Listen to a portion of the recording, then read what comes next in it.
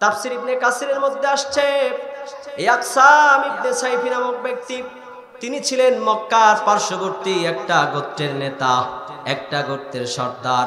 এই ব্যক্তি ইসলামের পূর্ব যুগে সুন্দর সুন্দর কথা বলতো, ভালো বড় বক্তা ছিল, বড় আলোচক ছিল, সুন্দর সুন্দর কথা বলতো, বড় জ্ঞানী লোক ছিল। যখন শুনতে পাইল মুহাম্মদ নামে এক ব্যক্তি যে কিনা এক আল্লাহর দাওয়াত দেয়, যে কিনা মূর্তি পূজা করে না, মূর্তি পূজার বিরুদ্ধে কথা বলে, যে কিনা হারামের বিরুদ্ধে কথা বলে, যে কিনা সুন্দর সুন্দর কথা বলে, সে নাকি আল্লাহর নবী, এই কথা যখন শুনতে পেল তখন আকসাম ইবনে সাইফ মনে মনে নিয়ত করলো, আমি আর ঘরে বসে থাকবো না, আমি এখন চলে যাব মুহাম্মাদের কাছে, যা জিজ্ঞাসা করি, একটু টেস্ট করে দেখি সে আসলে নবী কিনা নাকি মিথ্যা কথা বলতেছে। টেস্ট করার জন্য যাবে, এই দিক থেকে তার পক্ষে তার জায়গায় দুইজন ব্যক্তি বলতেছে, ও সর্দার আপনি যদি চলে যান, আপনি যাওয়ার পরে মুহাম্মদ নামক ব্যক্তির কাছে আপনি সর্দার, এত বড় ব্যক্তির যাওয়া এটা মানানসই নয়, তাই আপনি যাবেন না।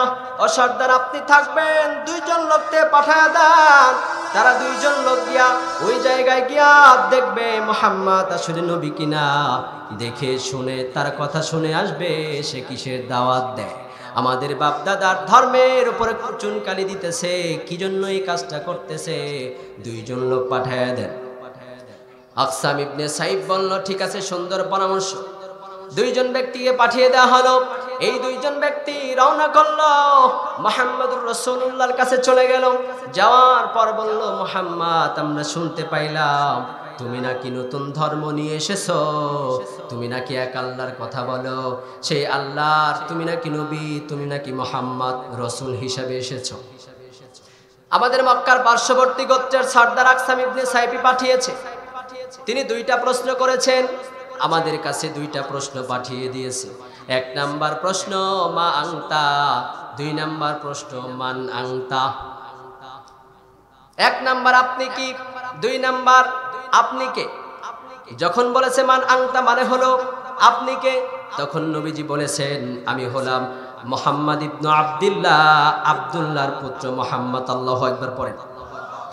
দ্বিতীয় নাম্বার প্রশ্ন করেছেন মা আংতা, ও মুহাম্মদ তুমি কি জিনিস। এই প্রশ্ন করার পর মুহাম্মদুর রাসূলুল্লাহ সাল্লাল্লাহু আলাইহি ওয়াসাল্লাম বললেন আমি হলাম মুহাম্মাদুর রাসূলুল্লাহ। আল্লাহু আকবার পড়েন। বললেন আমি আর কেউ না, সাধারণ কোনো মানুষ নয়, আমি হলাম পয়গম্বর মুহাম্মদ, আল্লাহর পক্ষ থেকে প্রেরিত রাসূল। আল্লাহু আকবার পড়েন। এটা যখন বলল, বলার পর সুন্দর দুইটা প্রশ্নের উত্তর যখন দিয়ে দিল, যাওয়ার আগ দিয়ে বলে মুহাম্মদ আপনার উপর কি নাজিল হয়। মুহাম্মদুর রাসূলুল্লাহ সাল্লাল্লাহু আলাইহি ওয়াসাল্লাম তখন একটা আয়াত তাদের সামনে তেলাওয়াত করলেন। তখন বললেন ইন্নাল্লাহা ইয়া'মুরু বিল আদলি ওয়াল ইহসান ওয়া ইতা'i যিল কুরবা ওয়া ইয়ানহা আনিল ফাহশাই ওয়াল মুনকারি ওয়াল বাগই ইয়া'ইযুকুম লা'আল্লাকুম তাযাক্কারুন। আল্লাহু আকবার। তখন তারা এটা শোনার পরে বলল মুহাম্মদ আরো কয়েকবার পড়ো, যেহেতু আমাদের সর্দার আকসাম ইবনে সাইফি পাঠিয়েছে, আবার তার কাছে সবগুলো কথা খুলে বলতে হবে, তুমি কি বলেছ না বলেছ সব কথা তার পর্যন্ত পৌঁছাতে হবে। মুহাম্মদুর রাসূলুল্লাহ সাল্লাল্লাহু আলাইহি ওয়াসাল্লাম কয়েকবার এটা তেলাওয়াত করলেন, পড়লেন, পড়ার পর তারা মুখস্থ করে নিল। তারা গেল তাদের সর্দারের কাছে, যাওয়ার পর বলল ও আকসাম ইবনে সাইফি, মুহাম্মদুর রাসূলুল্লাহ তিনি বলেছেন তার উপরে এই আয়াত নাজিল হয়। প্রথমে বললেন আপনি যে দুইটা প্রশ্ন করেছিলেন, দুইটা প্রশ্নের উত্তর সুন্দরভাবে দিয়েছে। এরপরে বললেন তার উপর নাকি আল্লাহর পক্ষ থেকে কোরআনে কারিমে এই সমস্ত আয়াত নাজিল হয়। যখন তেলাওয়াত করেছে ইন্নাল্লাহা ইয়া'মুরু বিল আদলি ওয়াল ইহসানি ওয়া ইতা'i যিল কুরবা ওয়া ইয়ানহা আনিল ফাহশাই ওয়াল মুনকারি ওয়াল বাগই ইয়া'ইদুকুম লা'আল্লাকুম তাযাক্কারুন, পাঠ করার সঙ্গে সঙ্গে আকসাম ইবনে সাইফি বলে যেই মানুষের উপরে এত সুন্দর কথা নাজিল হয় ওই ব্যক্তি আর সাধারণ কোনো মানুষ হতে পারে না, তিনি সর্বশেষ নবী মুহাম্মদ, আমি তার পরিমাণ আল্লাহ লা ইলাহা ইল্লাল্লাহু মুহাম্মাদুর রাসূলুল্লাহ। জোরে জোরে বলেন আল্লাহু আকবার। সূরাতুন নাহাল, নাহলুন শব্দের অর্থ হলো মৌমাছি। চেনেন না আপনারা সবাই? এই মৌমাছি, মাছিদের ভিতরে সব মাছি নিকৃষ্ট, আমাদের কাছে ঘৃণিত, কিন্তু একমাত্র কেবলমাত্র মৌমাছি যাকে আমরা খুব ভালোবাসি, ঠিক কিনা? আমরা প্রত্যেকেই চাই আমাদের যে বাড়ির ভিটাটা আছে ওই ভিটায় যেন আমাদের একটা মৌমাছি চাক বানায়, বাসা বাঁধে, যেন আমরা মধু খেতে পারি, তাই না? এটা একটা ভাগ্যের কারণ। অন্যান্য মাছি যখন খাবারের মধ্যে বসে তখন সেই খাবারকে আমরা ফেলে দিই, খাই না, অথবা ধৌত করি। কেবলমাত্র একমাত্র একটা মাছি আল্লাহ পাকের মৌমাছি, যেই মাছির থেকে আহরণকৃত মধু, এই মধুর মধ্যে আল্লাহ তাআলা দিয়েছেন শেফা, এবং আমাদের কাছে অত্যন্ত মজাদার, ঠিক কিনা বলেন? তো এই মাছিকে আল্লাহ তাআলা এই মৌমাছির নামে সূরা নাজিল করেছে। অবশ্যই এর ভিতরে আল্লাহ তাআলার অনেক বড় উদ্দেশ্য এবং শিক্ষণীয় বিষয় আমাদের জন্য রব রেখেছেন, সেটা নিয়ে আলোচনা করা হবে। প্রথম নাম্বার দেখেন, আমরা তাফসিরে পড়েছি মৌমাছি যেই বাসা বাঁধে, এই বাসার ভিতরে যেইগুলো খোপ হয়, ঘর হয়, প্রত্যেকটা ঘরে দৈর্ঘ্য প্রস্থ যদি আপনি মাপেন একদম সমান হবে। একটা ঘরের দৈর্ঘ্য প্রস্থ আরেকটা ঘরে কম বেশি এরকম হবে না, টোটালি সমান হবে। কেন? আল্লাহ পাক রব্বুল আলামিন কোরআনে বলেন, ওয়া আওহা রাব্বুকা ইলান নাহল, রব্বুল আলামিন ঘোষণা করে দেয় মৌমাছি যেই ঘর বানায়, এই ঘর এত সুন্দর করে ঘর তৈরি করে, বিশাল বাসার ভিতরে প্রত্যেকটা যেই রুমগুলো তৈরি করে, এই রুমের ভিতরে একটা রুম এবং আরেকটা রুম, প্রত্যেকটা রুমের ভিতরে দৈর্ঘ্য প্রস্থ এত সুন্দর করে সমান তালে তারা তৈরি করে। এই দৈর্ঘ্য প্রস্থে এই ঘর একটা থেকে আর একটা ঘরের ভিতরে বিন্দু পরিমাণ পার্থক্য হয় না। সুবহানাল্লাহ। কারণ আল্লাহ বলেন, আমি তাদেরকে ওহী করি, আমি রব্বুল আলামিন নিজে তাদেরকে বলে দেই এইভাবে ঘর বানাও। আবার তাফসিরের ভিতরে রয়েছে মৌমাছি যদি 30 মাইল দূর পর্যন্ত তারা মধু আহরণের জন্য চলে যায়, 30 মাইল দূরেও গেলে তারা আবার ফেরত আসার সময় তাদের ঘরকে ছেড়ে যায় না, ভুলে যায় না, সঠিকভাবে তারা তাদের ঘরে পৌঁছে যায়। কেন পৌঁছে যায়? রব্বুল আলামিন বলে, তারা যে যায়, যাওয়ার রাস্তা এবং আসার রাস্তা আমি আল্লাহ পাক রব্বুল আলামিন সুন্দরভাবে ম্যাপ করে তাদের সামনে তুলে ধরি, যার কারণে এই মৌমাছিরা যাইতেও রাস্তা ভুলে যায় না, আবার সঠিকভাবে তারা তাদের ঘরে ফেরত আসে। সুবহানাল্লাহ। রব্বুল আলামিন যেন বুঝাইলেন, এ দুনিয়ার মুসলমান ইমানদারেরা, তোমাদের কেউ দুনিয়ায় পাঠিয়েছি, তোমাদের বাড়ি হলো জান্নাত। আমাদের বাড়ি কোথায় বলেন? আমাদের বাড়ি হলো জান্নাত। রব যেন বুঝাইতেছেন, বান্দারা, জান্নাত থেকে তোমাদেরকে আমি দুনিয়ায় পাঠিয়েছি পরীক্ষা দেওয়ার জন্য।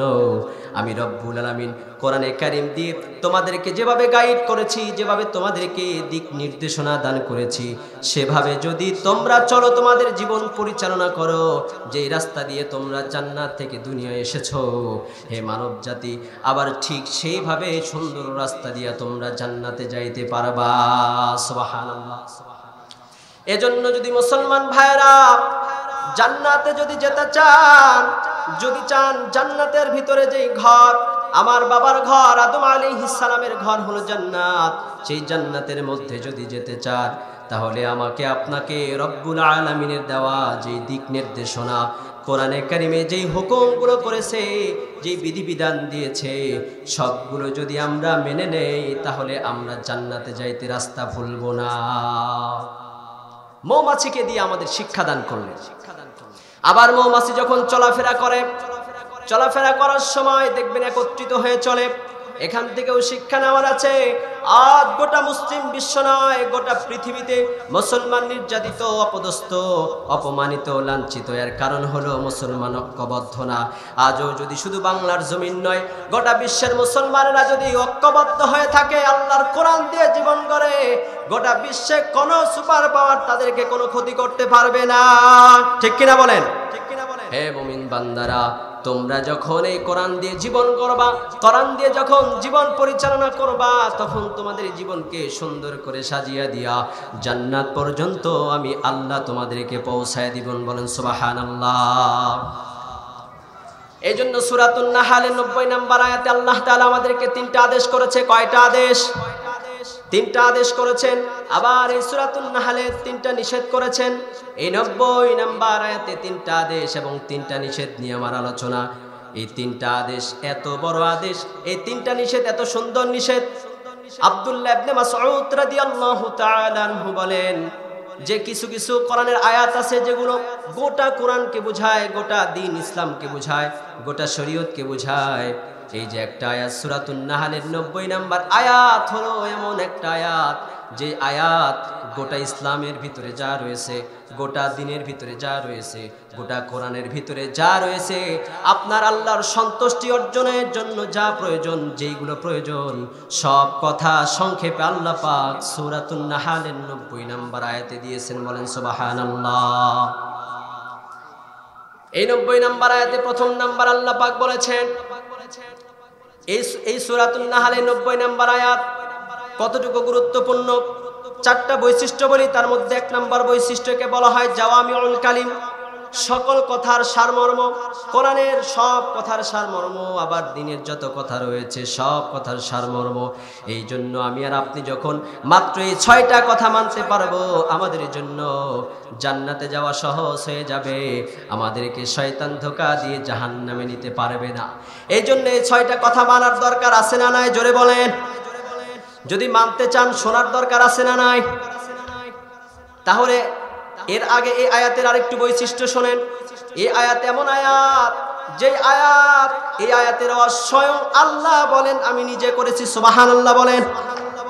এই আয়াতের আওয়াজ আমি হুজুরও করি নাই, এই আয়াতের আওয়াজ অন্য কেউ করে নাই, স্বয়ং আল্লাহ পাক এই ওয়াজ করেছে। কেন করেছে? আল্লাহ পাক বলেন লাআল্লাকুম তাযাক্কারুন, আমি আল্লাহ ওয়াজ করেছি যাতে করে তোমরা উপদেশ গ্রহণ করতে পারো, আর এই উপদেশের মাধ্যমে তোমাদের জীবনকে পরিচালনা করে তোমরা জান্নাতে যেতে পারো। দুইটা বৈশিষ্ট্য চলে গেল। 3 নাম্বার বৈশিষ্ট্য, এই আয়াত এমন আয়াত যে আয়াত তেলাওয়াতের মাধ্যমে শুধু তেলাওয়াত শুনেই 2 জন ব্যক্তি মুসলমান হয়েছে। বলেন আল্লাহু আকবার।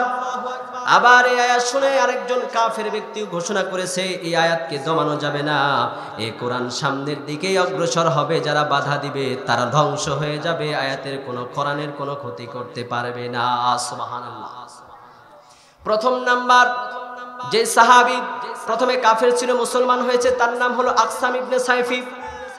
তাফসীর ইবনে কাসিরের মধ্যে আসছে এই আকসাম ইবনে সাইফি নামক ব্যক্তি, তিনি ছিলেন মক্কার পার্শ্ববর্তী একটা গোত্রের নেতা, একটা গোত্রের সর্দার। এই ব্যক্তি ইসলামের পূর্ব যুগে সুন্দর সুন্দর কথা বলতো, ভালো বড় বক্তা ছিল, বড় আলোচক ছিল, সুন্দর সুন্দর কথা বলতো, বড় জ্ঞানী লোক ছিল। যখন শুনতে পাইল মুহাম্মদ নামে এক ব্যক্তি যে কিনা এক আল্লাহর দাওয়াত দেয়, যে কিনা মূর্তি পূজা করে না, মূর্তি পূজার বিরুদ্ধে কথা বলে, যে কিনা হারামের বিরুদ্ধে কথা বলে, যে কিনা সুন্দর সুন্দর কথা বলে, সে নাকি আল্লাহর নবী, এই কথা যখন শুনতে পেল তখন আকসাম ইবনে সাইফ মনে মনে নিয়ত করলো আমি আর ঘরে বসে থাকবো না, আমি এখন চলে যাব মুহাম্মাদের কাছে, যা জিজ্ঞাসা করি, একটু টেস্ট করে দেখি সে আসলে নবী কিনা নাকি মিথ্যা কথা বলতেছে। টেস্ট করার জন্য যাবে। এই দিক থেকে তার পক্ষে তার জায়গায় 2 জন ব্যক্তি বলতেছে ও সর্দার, আপনি যদি চলে যান, আপনি যাওয়ার পরে মুহাম্মদ নামক ব্যক্তির কাছে আপনি সর্দার, এত বড় ব্যক্তির যাওয়া এটা মানানসই নয়, তাই আপনি যাবেন না। ও সর্দার আপনি থাকবেন, 2 জন লোককে পাঠায় দেন, তারা 2 জন লোক গিয়া ওই জায়গায় গিয়া দেখবে মুহাম্মদ আসলে নবী কিনা, দেখে শুনে তার কথা শুনে আসবে সে কিসের দাওয়াত দেয়, আমাদের বাপ দাদার ধর্মের উপরে চুনকালি দিতেছে, কি জন্য এই কাজটা করতেছে। 2 জন লোক পাঠায় দেন। আকসাম ইবনে সাইফ বলল ঠিক আছে, সুন্দর পরামর্শ। 2 জন ব্যক্তিকে পাঠিয়ে দেওয়া হলো। এই 2 জন ব্যক্তি রওনা করলো, মুহাম্মদুর রাসূলুল্লাহর কাছে চলে গেল। যাওয়ার পর বলল, মুহাম্মদ আমরা শুনতে পাইলাম তুমি নাকি নতুন ধর্ম নিয়ে এসেছো, তুমি নাকি এক আল্লাহর কথা বলো, সেই আল্লাহর তুমি নাকি নবী, তুমি নাকি মুহাম্মদ রাসূল হিসেবে এসেছো। আমাদের মক্কার পার্শ্ববর্তী গোত্রের সর্দার আকসাম ইবনে সাইফি পাঠিয়েছে। তিনি 2টা প্রশ্ন করেছেন, আমাদের কাছে 2টা প্রশ্ন পাঠিয়ে দিয়েছে। 1 নাম্বার প্রশ্ন মা আনতা, দুই নাম্বার প্রশ্ন মান আনতা। এক নাম্বার আপনি কি, দুই নাম্বার আপনি কে। যখন বলেছে মান আনতা মানে হলো আপনি কে, তখন নবীজি বলেছেন আমি হলাম মুহাম্মদ ইবনে আব্দুল্লাহ, আব্দুল্লাহর পুত্র মুহাম্মদ। আল্লাহু আকবার পড়েন। দ্বিতীয় নাম্বার প্রশ্ন করেছেন মা আনতা, ও মুহাম্মদ তুমি কি জিনিস। এ প্রশ্ন করার পর মুহাম্মদুর রাসূলুল্লাহ সাল্লাল্লাহু আলাইহি ওয়াসাল্লাম বললেন আমি হলাম মুহাম্মাদুর রাসূলুল্লাহ। আল্লাহু আকবার পড়েন। বললেন আমি আর কেউ না, সাধারণ কোনো মানুষ নয়, আমি হলাম পয়গম্বর মুহাম্মদ, আল্লাহর পক্ষ থেকে প্রেরিত রাসূল। আল্লাহু আকবার পড়েন। এটা যখন বলার পর সুন্দর দুইটা প্রশ্নের উত্তর যখন দিয়ে দিল, যাওয়ার আগ দিয়ে বলে মুহাম্মদ আপনার উপর কি নাজিল হয়। মুহাম্মদুর রাসূলুল্লাহ সাল্লাল্লাহু আলাইহি ওয়াসাল্লাম তখন একটা আয়াত তাদের সামনে তেলাওয়াত করলেন। তখন বললেন ইন্নাল্লাহা ইয়া'মুরু বিল আদলি ওয়াল ইহসান ওয়া ইতা'i যিল কুরবা ওয়া ইয়ানহা আনিল ফাহশাই ওয়াল মুনকারি ওয়াল বাগই ইয়া'iযুকুম লা'আল্লাকুম তাযাক্কারুন। আল্লাহু আকবার।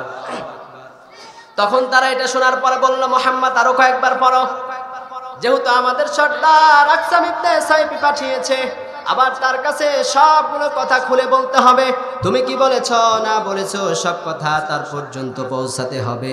মুহাম্মদুর রাসূলুল্লাহ সাল্লাল্লাহু আলাইহি ওয়াসাল্লাম কয়েকবার এটা তেলাওয়াত করলেন, পড়লেন, পড়ার পর তারা মুখস্থ করে নিল। তারা গেল তাদের সর্দারের কাছে, যাওয়ার পর বলল ও আকসাম ইবনে সাইফি, মুহাম্মদুর রাসূলুল্লাহ তিনি বলেছেন তার উপরে এই আয়াত নাজিল হয়। প্রথমে বললেন আপনি যে দুইটা প্রশ্ন করেছিলেন দুইটা প্রশ্নের উত্তর সুন্দরভাবে দিয়েছে। এরপরে বললেন তার উপরে নাকি আল্লাহর পক্ষ থেকে কোরআনে কারিমে এই সমস্ত আয়াত নাজিল হয়। যখন তেলাওয়াত করেছে ইন্নাল্লাহা ইয়া'মুরু বিল আদলি ওয়াল ইহসানি ওয়া ইতা'i যিল কুরবা ওয়া ইয়ানহা আনিল ফাহশাই ওয়াল মুনকারি ওয়াল বাগই ইয়া'iদুকুম লা'আল্লাকুম তাযাক্কারুন, পাঠ করার সঙ্গে সঙ্গে আকসাম ইবনে সাইফি বলে যেই মানুষের উপরে এত সুন্দর কথা নাজিল হয় ওই ব্যক্তি আর সাধারণ কোনো মানুষ হতে পারে না, তিনি সর্বশেষ নবী মুহাম্মদ, আমি তার উপর ঈমান আনলাম। লা ইলাহা ইল্লাল্লাহু মুহাম্মাদুর রাসূলুল্লাহ। জোরে জোরে বলেন আল্লাহু আকবার। তো মুহাম্মদুর রাসূলুল্লাহর সত্যায়ন পাইলেন দুই নাম্বার আরেকজন ব্যক্তি, যার নাম উসমান ইবনে মাযউন। তাফসীরের মধ্যে আসছে এই উসমান ইবনে মাযউন রাদিয়াল্লাহু তাআলা আনহু তিনি বলেন আমি প্রথম আমার বন্ধুদের চাপে, বন্ধুদের আড্ডায় জোরপূর্বক আমার উপরে ঈমান দায়ের করে দেয়, ঈমান দিয়ে দেয়, জোরপূর্বক আমাকে মুসলমান বানায়। তখন আমার অন্তরের মধ্যে বিশ্বাস হয় না যে মুহাম্মদ সর্বশেষ নবী, আল্লাহ আছেন, এটা আমার বিশ্বাস হয় না। হঠাৎ করে একদিন আমি মুহাম্মদুর রাসূলুল্লাহ সাল্লাল্লাহু আলাইহি ওয়াসাল্লামের দরবারে গেলাম। যাওয়ার পরে আমি দেখি নবীজির উপরে কোরআনে কারিমের এই আয়াতটা নাজিল হয়েছে। এই আয়াতটা যখন আমি শ্রবণ করার পর আমি খেয়াল করলাম আমার অন্তরের ভিতরে, আমার অন্তর ঈমানে ভরপুর হয়ে গেল, আমার অন্তর তৃপ্ত হয়ে গেল। তখন আমি ঈমানটারে পরিপূর্ণ করে দিলাম। যিনি পরিপূর্ণ করে দিয়েছেন তিনি আমাদের রব আল্লাহ তাআলা। জোরে জোরে বলেন আল্লাহু আকবার। তখন ঈমান পরিপূর্ণ হয়ে গেল। 2 নাম্বার সংক্ষেপে বলতেছি। আর 3 নাম্বার এক ব্যক্তি যার নাম হলো ওয়ালিদ ইবনে মুগীরা, শয়তানদের লিডার, কাফেরদের লিডার ছিল আবু জেহেল, উতবা, সায়বা, এদের পরামর্শ দিত, বড় জ্ঞানী ব্যক্তি, সব বুঝতো কিন্তু ঈমান নসিব হয় নাই। জ্ঞানী মনে করলেই বুঝবেন না এই বান্দার জন্য ঈমান নসিব হবে, কারণ ঈমান হলো আল্লাহর পক্ষ থেকে রহমত, এটা সবার উপরে হয় না, সবাই হেদায়েত প্রাপ্ত হয় না। এই ওয়ালিদ ইবনে মুগীরাকে আবু জাহেল, উতবা, সায়বা সবাই পাঠালো, যাও ওয়ালিদ ইবনে মুগীরা তুমি তো বড় শিক্ষিত ব্যক্তি, তুমি গিয়া মুহাম্মদকে একটু টেস্ট করো, একটু লোভ লাগায় দাও। মানুষ তো গাড়ি বাড়ি টাকা পয়সার লোভী হয়, ঠিক কিনা? মুহাম্মাদের কাছে চলে যাও, গিয়া তারে লোভ দেখায় দাও, তার এই জায়গা থেকে পেছনে নিয়ে আসো, কারণ মুহাম্মদ যেই তালে আগাইতেছে, যদি আগায়া যায় আমাদের চেয়ারও থাকবে না, নেতৃত্বও থাকবে না, ঠিক কিনা? নেতৃত্ব হাতছানি হয়ে যাবে, হাতছাড়া হয়ে যাবে। এই জন্য পাঠিয়ে দিল ওয়ালিদ ইবনে মুগিরাকে। ওয়ালিদ ইবনে মুগিরা চলে গেল, যাওয়ার পরে মুহাম্মদকে বলে, বাতিজা মুহাম্মদ, বুঝতে পারলাম না তুমি নাকি নতুন এক দাওয়াত নিয়ে এসেছো, আমাদের ধর্ম ছেড়ে দিচ্ছ, আমাদের বাপ দাদার ধর্মে চুলকানি মাখতেছো। কি ব্যাপার তোমার, কেন তুমি এমন করতেছো? মুহাম্মদ কি চাও? যদি নারী চাও তোমাকে নারী দেওয়া হবে, যদি সম্পদ চাও মুহাম্মদ তোমাকে সম্পদ দেওয়া হবে, আবার যদি তুমি চাও ক্ষমতার মসনদ, তুমি ক্ষমতা নিতে চাও, আমরা ক্ষমতাও দিতে রাজি। মুহাম্মদ বলো তুমি কি জন্য এমন করতেছো? যা চাও তাই দেব, তুমি ঈমান থেকে দূরে সরে যাও। নাউজুবিল্লাহ পড়েন। মুহাম্মদ সাল্লাল্লাহু আলাইহি ওয়াসাল্লাম বলেন, হে ওয়ালিদ ইবনে মুগিরা, তোমার বক্তব্য শেষ নাকি? ওয়ালিদ ইবনে মুগিরা বলল, আমার বক্তব্য শেষ। তখন রাসূল বললেন, ওয়ালিদ ইবনে মুগিরা তুমি শুনে নাও, আমার আল্লাহ তাআলা এইরকম আদেশ করেন যে তোমরা ইন্নাল্লাহা ইয়া'মুরু বিল আদলি ওয়াল ইহসানি ওয়া ইতাই যিল কুরবা, আদেশ করেন এই বিচারের। আমার আল্লাহ এই সমস্ত কথাগুলো বলে। ওয়ালিদ ইবনে মুগিরাকে আয়াতটা যখন তেলাওয়াত করে মুহাম্মদুর রাসূলুল্লাহ শুনাইছে, সঙ্গে সঙ্গে বলেন ওই ওয়ালিদ ইবনে মুগিরা কাফের, কাট্টা কাফের। সেও বলে ফেললো যে এই কোরআন এমন কোরআন যার মিষ্টতা অনেক বড়, এর মিষ্টতা বাড়তেই থাকবে, এই কোরআন উপরেই উঠতে থাকবে, কোন পরাশক্তি এই কোরআনকে দমন করতে পারবে না। আল্লাহু আকবার বলেন। শুধু তখনকার কথা নয়, কিয়ামত পর্যন্ত যদি কোরআনকে দমন করতে যায়, যে কোনো ব্যক্তি, যে কোনো সুপার পাওয়ার তারা দমন করতে পারবে না, কারণ এই কোরআন হেফাজতের দায়িত্ব যিনি নিয়েছেন তিনি কে? স্বয়ং আল্লাহ বলেন, আমি কোরআন নাজিল করেছি, ইন্না নাহনু নাযালনা যিকরা ওয়া ইন্না লাহু লাহাফিজুন, আমি কোরআন নাজিল করেছি, এই কোরআনকে হেফাজতের দায়িত্ব আমি আল্লাহ নিয়েছি। আল্লাহু আকবার। এই জন্য আপনারা ভয় পাবেন না, মুসলমানও থাকবে, কোরআন থাকবে, তবে যদি কেউ জুলুম করে সে শাস্তিও পাবে। সময় যাবে, জুলুম প্রতিদিন সব সময় একরকম থাকে না, বাতাস চিরকাল একদিকেই প্রবাহিত হয় না, বাতাসের বেগের পরিবর্তন হয় কি হয় না? বাতাসের বেগের পরিবর্তন হয়। আবার মুসলমানেরা রাজত্ব কায়েম করবে, মুসলমানদের হাতে ক্ষমতা যিনি দিবেন তিনি কে? আল্লাহ তাআলা মুসলমানদের দ্বারা গোটা বিশ্ব চালাবে। এই জন্য যখন ওয়ালিদ ইবনে মুগিরা কাফেরদের কাছেও গেল, যাওয়ার পর আবু জাহেল, উতবা, সাহেবা বলতেছে, কি ব্যাপার, তোমার কথা মানছেনি মুহাম্মদ? ওয়ালিদ ইবনে মুগিরা বলে, না, আমি যাওয়ার পরে কঠিন একটা ভাষণ দিয়েছি, আল্লাহর পক্ষ থেকে যে আয়াতটা নাজিল হয়, এই আয়াতটা নাজিল হয়েছে, এই আয়াত আর দমবে না। তো বলতেছিলাম, ওয়ালিদ ইবনে মুগিরা আবু জাহেলদের কাছে গিয়ে বলে, হে আবু জাহেল, আমাকে যার কাছে পাঠিয়েছিলাম মুহাম্মদ সাল্লাল্লাহু আলাইহি ওয়াসাল্লাম, তার উপর যে কোরআন নাজিল হয়, এই কোরআন কেউ দমাতে পারবে না, এই কোরআন উপরেই উঠতে থাকবে, তুমি আমি যতই লাফাই কাম হবে না। ওয়ালিদ ইবনে মুগিরা বলে দিয়েছে। এজন্য এই আয়াতের আসর কি পরিমাণ চিন্তা করেন। আর এই আয়াতের উপর যদি আমল করি, আল্লাহ তাআলা আমাদেরকে পরকালে জান্নাত দান করবেন, কিয়ামতের মাঠে কঠিন ভয়াবহতা থেকে আমাদের মুক্তি দান করবেন। এজন্য এই আয়াতের উপর আমল করার দরকার আছে না নাই? প্রথম নাম্বার, এই আয়াতের প্রথম নাম্বার যে আদেশটা করা হয়েছে, আল্লাহ 3টা আদেশ করেছেন, 3টা নিষেধ। আমি সংক্ষেপে বলবো, এটা এমন আয়াত যে আমি যদি আলোচনা করি শেষ হবে না, বিশাল আলোচনা। আমি ছোট মানুষ, এরপর আলোচনা করলে অনেক লম্বা হবে। তো যাই হোক, প্রথমে একটা আদেশ, সেটা হলো ইন্নাল্লাহা ইয়া'মুরু বিল আদল। আল্লাহ পাক বলেন যে তোমরা আদেল কায়েম করো, ইনসাফ কায়েম করো। আদেলের অনেক ব্যাখ্যা তাফসিরে আসছে, আমি সহজ অর্থে বলবো একটা ব্যাখ্যা, সেটা হলো ইনসাফ করা। এখন ইনসাফ কাকে বলা হয়? আমাদের উপরে আল্লাহর হক আছে না নাই? আছে। কেন বলে? আল্লাহ বলেন, ওয়ালাকাদ কাররামনা বানি আদম, হে আদম সন্তান, সবচাইতে সুন্দরতম, সবচাইতে বেশি সম্মান দিয়ে আমি তোমাদেরকে বানিয়েছি। আবার আল্লাহ বলেন, লাকাদ খালাকনাল ইনসানা ফি আহসানি তাকওয়িম, আমি তোমাদের সবচাইতে সুন্দর অবয়ব দিয়া, সুন্দর দেহ দিয়া, সুন্দর আকৃতিতে বানিয়েছি। এই জন্য আমাদেরকে যেমন আদর করে বানিয়েছে, আবার আমাদের উপরে রবের হক রয়েছে, আবার রবের উদ্দেশ্য রয়েছে। এই জন্য আল্লাহ পাকের আমাদের উপরে যে হক রয়েছে, প্রথম নাম্বার হলো আমরা আল্লাহকে লা ইলাহা ইল্লাল্লাহ, লা শারিক, জেনে কোনো শরিক নাই, একমাত্র আল্লাহু আহাদ, আল্লাহ হলেন এক, এটা জেনে তার ইবাদত করা, এটা হলো আল্লাহর হক আমাদের উপর, আবার আমাদের হক আমাদের শরীরের সাথে আছে না নাই? আমাদের নিজেদের উপরে আমাদের নিজেদের হক আছে। নতুন কথা মনে হচ্ছে? আমাদের নিজেদের উপরে হক আছে। আমাদের কি হক? আমাদের হক হলো কোরআনের একটা আয়াতের দিকে তাকালে বোঝা যায়। আল্লাহ পাক বলেন যে হে ঈমানদারেরা, কু আনফুসাকুম ওয়া আহলিকুম নার, সর্বপ্রথম তোমরা জাহান্নামের আযাব থেকে নিজেদেরকে রক্ষা করবা, এরপর তোমাদের পরিবার পরিজন যারা রয়েছে তাদেরকে রক্ষা করবা।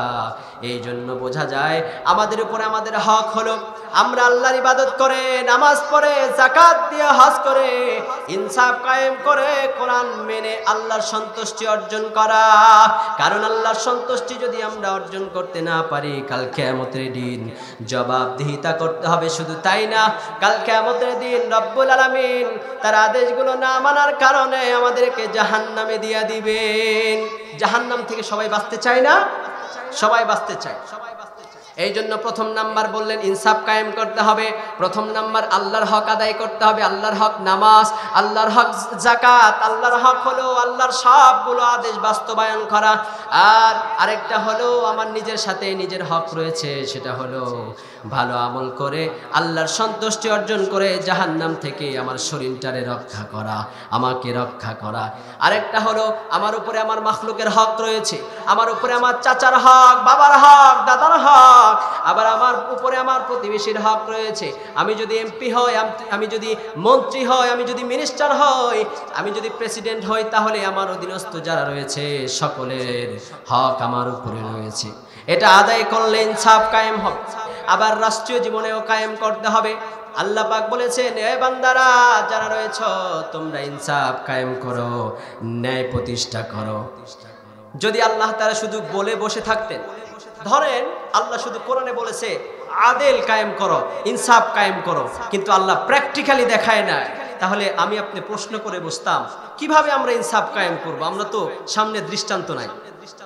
এজন্য খেয়াল করবেন, মুহাম্মদুর রাসূলুল্লাহ সাল্লাল্লাহু আলাইহি ওয়াসাল্লাম তিনি যখন শিশু মানুষ তখন ইনসাফ কায়েম করেছে। হযরতে হালিমাতুস সাদিয়া নবীজির দুধ মাতা, তিনি একবার নবীর কাছে প্রশ্ন করলেন, ও মুহাম্মদ, তোমার কাছে আমার একটা জানার বিষয় আছে। আল্লাহু আকবার পড়েন। নবী মুহাম্মদুর রাসূলুল্লাহ বললেন, ও দুধ মাতা হালিমাতুস সাদিয়া, আম্মা জান, আপনি কি বলতে চান আপনি বলেন, আমি আপনার প্রশ্নের উত্তর দেওয়ার জন্য রেডি। তখন হালিমাতুস সাদিয়া দুধ মাতা বললেন, ও মুহাম্মদ, তুমি তো রহমত ছিলা, তোমাকে যখন আমি নিয়ে গেলাম আমার এমন অবস্থা ছিল, তোমাকে আমার কোলে নেওয়ার পূর্বে আমি যখন বাজারে গেলাম ওই সময় পর্যন্ত আমার একটা সন্তান ছিল, কিন্তু আমার স্তনে দুধ ছিল না, আমার একটা মাত্র সন্তান দুধ পাইতো না। কিন্তু মুহাম্মদ, তুমি এমন বরকত, তোমারে যখন কোলে নিলাম সঙ্গে সঙ্গে আল্লাহ তাআলা আমার স্তনে দুধে ভরপুর করে দিল। বলেন সুবহানাল্লাহ। এ মুহাম্মদ, তুমি আরো বরকত। তুমি যখন আমার বাড়িতে গেলা, আমার বাড়িতে যাওয়ার পর রাস্তা দিয়েও বরকত হয়েছিল। আবার যখন আমার বাড়িতে গেলাম আমার বকরিগুলার দুধ ছিল না, ওলানে কোনো দুধ ছিল না, আমার বকরিগুলা খাইতে পেত না, কারণ ওই সময় আমার অঞ্চলের ভিতরে অনেক বড় দুর্ভিক্ষ চলছিল। হঠাৎ করে মুহাম্মদ, তোমাকে যখন আমি নিয়ে গেলাম আমার বকরিগুলা, আমার গোলাম যেখানে চড়ায় ওই জায়গায় ঘাসে ভরপুর করে দেয় তোমার রব। আল্লাহু আকবার বলেন। আর এই গরু এই বকরিগুলো সবগুলো গিয়া মাঠে গিয়া সুন্দরভাবে ঘাস খেয়ে পরিতৃপ্ত হয়ে তাদের পেট ভরে গিয়া তারা ওলানে দুধ ছেড়ে দিত। আবার পুরা ওলান ভর দুধ হতো। আশেপাশের প্রতিবেশীরা হিংসা করত, তাদের গোলামদেরকে বলতো, গোলাম, ওই হালিমাতুস সাদিয়ার যে গোলাম কোন জায়গায় বকরি চড়ায় ওই জায়গায় চড়াইবা। তোমাদের যখন বকরি দিয়া দেই তোমরা কোন জায়গায় খাওয়াও, ঘাস পায় না, পেট ভরে না, দুধ দেয় না। এভাবেও নবী মুহাম্মদ আপনি বরকত ছিলেন। কিন্তু একটা প্রশ্ন ছোটবেলা থেকে আমার অন্তরের ভিতরে ছিল, কখনো করি নাই, আজকে করব। ও শিশু মুহাম্মদ, যখন আপনি ছিলেন, যখন শিশু ছিলেন, আমি যখন দুধ পান করাইতাম, আপনি মুহাম্মদ সারাটাক্ষণ ডান দিকে দুধ পান করতেন, ডান স্তনের দুধ পান করতেন, কখনো বাম স্তনে মুখ দিতেন না। এ মুহাম্মদ, আপনি বলেন কেন আপনি সব সময় ডান স্তনের দুধ খেয়েছেন আর বাম স্তনের দুধ খান নাই? আমার কাছে বলেন। মুহাম্মদুর রাসূলুল্লাহ বলেন, ও দুধ মাতা হালিমাতুস সাদিয়া, আপনি শোনেন, আমার আল্লাহ শিশুকালেও আমার রব আমাকে হুকুম করত, মুহাম্মদ তুমি হবা ন্যায় পরায়ণতার সকল বাচ্চাদের আদর্শ, তুমি হলা অনুপম আদর্শ। সুতরাং মুহাম্মদ বাচ্চাকাল থেকেও এমন কাজ করা যাবে না যেন তোমার নামে কোনো দুর্নাম হয়। আমার রব উপর থেকে আমার উপর ওহী করতো, আমাকে বলতো, মুহাম্মদ এক জায়গায় ডান স্তনের দুধ খাইবা, বাম স্তনের দুধ তুমি রেখে দিবা, কেননা মুহাম্মদ বাম স্তনের দুধ তোমার দুধ ভাই পান করবে, আর তুমি যদি ডান স্তনের দুধ খাও আবার বাম স্তনের দুধ খাও, তুমি তোমার ভাইয়ের হক খেয়ে ফেলবা, এটা তো ইনসাফ হয় না।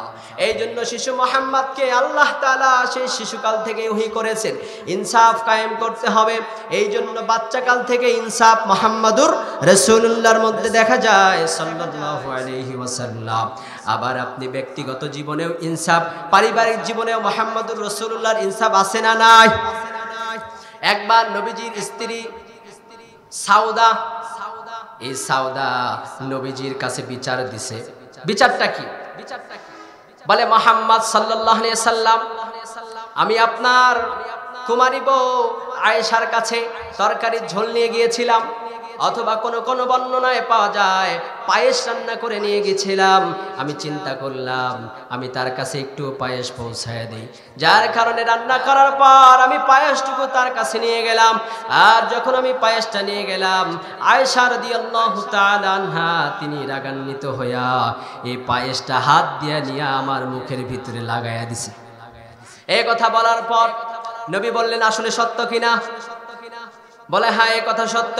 আয়েশারে বললেন, কই আয়েশা চলে আয়, তোমার নামে কি বিচার শুনলাম, তুমি নাকি আমার স্ত্রী সাউদা তার গালের ভিতরে তোমার পায়েস মাখিয়ে দিয়েছো। একথা বলার পর আয়েশা রাদিয়াল্লাহু তাআলা আনহা এসে বললেন, ইয়া রাসূলুল্লাহ, আমার মেজাজটা তখন গরম ছিল, আমি ভুল করে এটা করে ফেলেছি। ও মুহাম্মদ সাল্লাল্লাহু আলাইহি সাল্লাম, ইয়া রাসূলুল্লাহ, আপনি আমাকে ক্ষমা করে দেন, ভবিষ্যতে এরকম ভুল হবে না। নবী বললেন, ও সাউদা, তুমি আর দেরি করবা না, বাটির মধ্যে যে পায়েস আছে বাকি পায়েসটুকু নিয়া তুমি আয়েশার গালের মধ্যে ভরায় দাও। আল্লাহু আকবার। নবীজি বলে, তারা গালের মধ্যে ভরায়া দাও। সাউদা আর দেরি করে না, সঙ্গে সঙ্গে পায়েসের বাটি থেকে পায়েস নিয়ে মুখে ভরায়া দিছে। মুখে যখন লাগাইয়া দিছে, দেওয়ার সঙ্গে সঙ্গে এটা লাগানোর কারণে তখন সাউদা লাগাইয়া দিছে, আর আয়েশা মুস্কি মুস্কি হাসে। এই হাসি দেখে সাউদাও হেসে দিয়েছে, আর সাউদার হাসি দেখে মুহাম্মদুর রাসূলুল্লাহ হেসে দিয়েছে। আর এই ইনসাফ দেখে আমার আপনার রব আসমান থেকে হাসে, বলেন আল্লাহু আকবার। এই জন্য পারিবারিক জীবনেও আমাদের ইনসাফ কায়েম করার দরকার আছে না নাই? আপনার বউ যদি বলে, রাত্রেবেলায় কাজ থেকে এসেছেন, আসার পরে বলল, তোমার মা আজকে আমাকে এই বলে গালি দিয়েছে, সঙ্গে সঙ্গে মাকে বকা দিবেন নাকি? দেওয়া যাবে না, শুনতে হবে। মুহাম্মদ সাল্লাল্লাহু আলাইহি সাল্লাম তিনি আগে ডেকেছেন, আয়েশা এদিকে আসো, আসলে কি বাস্তব কথা তুমি এই কাজটা করেছো? দুইজনের মুখে আগে শুনেছে। যদি কোনো ভুল ভ্রান্তি হয়ে যায়, পরিবারের ভিতরে গ্যামজাম লেগে যায়, আগে ডাকবেন, মা এদিকে আসে, তারপর স্ত্রীকে ডাকবেন। মার তো বিচার করার অধিকার আপনার নাই, তবে হ্যাঁ সান্ত্বনামূলক কথা বলতে পারেন যদি ভুল হয়ে থাকে। এরপরে যদি বউয়ের দোষ থাকে, বউকেও বলবেন এভাবে করা যাবে না, মারা যাবে না, মেয়েদেরকে এত মারধর করা যাবে না, তাদেরকে আদর করে বোঝাতে হবে, ঠিক কিনা? মুহাম্মদুর রাসূলুল্লাহ আদর করে বোঝাতেন, ভালোবেসে বোঝাতেন। ভুল তাদেরও হতো, কিন্তু কাছে ডেকে আদর করে বোঝাতেন। এই জন্য আমরা ব্যক্তিগত জীবন এবং পারিবারিক জীবনে ইনসাফ কায়েম করব। আবার সামাজিক জীবনে রাসূলের আদর্শ থেকে ইনসাফ আছে। একবার এক ইহুদি এবং মুসলমানের ভিতরে ঝগড়া বেজে গেছে, কারণ একটা জিনিস নিয়ে ঝগড়া। ইহুদি বলে এই জিনিসটা আমি পাবো, আবার মুসলমান ব্যক্তি বলে এটা আমি পাবো। বিশাল আকারে যখন ঝগড়া হয়ে গেল, এর সলিউশন নেওয়ার জন্য মুহাম্মদুর রাসূলুল্লাহর কাছে রওনা করলো। আল্লাহু আকবার। যখন রওনা করলো, যাওয়ার পর নবীজিকে বলল, ইয়া রাসূলুল্লাহ, আমাদের দুইজনের ভিতরে এরকম ঝগড়া লেগেছে, আমাদের ভিতরে সমস্যা হয়েছে, মীমাংসা করে দেন। যখন মীমাংসা করে দেওয়ার কথা বলল, নবীজি দুইজনের কথাই শ্রবণ করলেন সুন্দরভাবে। নবীজি সকলের কথা শুনলেন, শোনার পর বললেন, এই জিনিসটা মুসলমান ব্যক্তি পাবে, ইহুদি পাবে না।